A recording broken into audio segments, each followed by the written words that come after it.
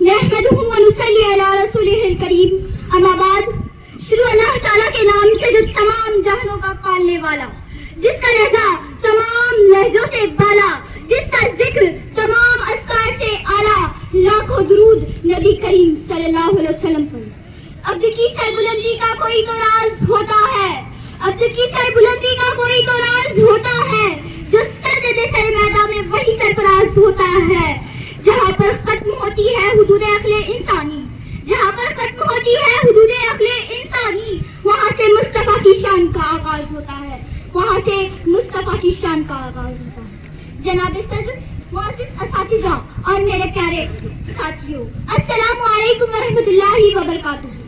مجھے آج اس موضوع پر لب کشائی کا موقع ملا ہے، وہ عنوان ہے حضرت محمد صلی اللہ علیہ وسلم کی ولادت۔ جناب صدر، جہالت کا دور دورہ تھا، انسانی قدریں ناپید ہو چکی تھی، انسان ذات اور قبیلوں میں تقسیم در تقسیم کا شکار تھا، نسلی تعصب عروج پر تھا، کبھی پانی پلانے پر جھگڑا، کبھی گھوڑا آگے بڑھانے پر جھگڑا، یوں ہی روز ہوتی تھی تکرار، یوں ہی روز چلتی تھی تلوار انہیں۔ انسانیت کو جبر سے نجات دلانے آمنہ کی گود میں آدم کے اخلاق لیے، ایوب کا دل لیے، یعقوب کی بشارت لیے اور یوسف کا حسن لیے۔ دنیا میں آتے ہی سجدے میں جا گرے، وہ اور کوئی نہیں، وہ ذات الرحمت للعالمین ہے، وہ ذات ختم المرسلین ہے، وہ ذات احمد مصطفیٰ ہے، وہ ذات حضرت محمد مصطفیٰ صلی اللہ علیہ وسلم کی ذات ہے۔ جناب صدر، نبی کریم صلی اللہ علیہ وسلم کی ولادت سے پردے اٹھے اور نگاہ سے ہٹے نکھر آئی، تاریکیوں کا نام ہٹا کر جہان سے، تاریکیوں کا نام ہٹا کر جہان سے، اتری عروج صبح نئی آن بان سے، بادل فضائے دہر پر رحمت کے چھا گئے، بادل فضائے دہر پر رحمت کے چھا گئے، آئی صدا سیدہ کونین آ گئے۔ سارے جہاں میں آج کس کا عروج ہے، سارے جہاں میں آج کس کا عروج ہے، جبرائیل کے لبوں پر مسلسل درود ہے۔ میرے نبی نے فرمایا، میں تمہارے اعمال بلند کرنے اور مکمل کرنے کے لیے بھیجا گیا ہوں۔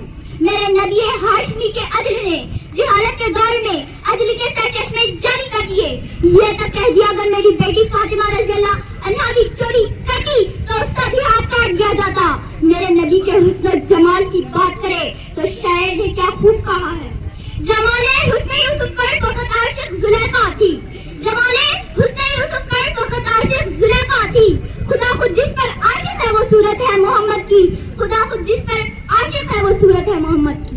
میرے نبی میں صداقت تھی جس سے حضرت ابو بکر صدیق بنے، میرے نبی میں شجاعت تھی جس سے حضرت علی بنے، میرے نبی میں عدالت تھی جس سے حضرت عمر فاروق بنے، میرے نبی میں سخاوت تھی جس سے حضرت عثمان غنی بنے۔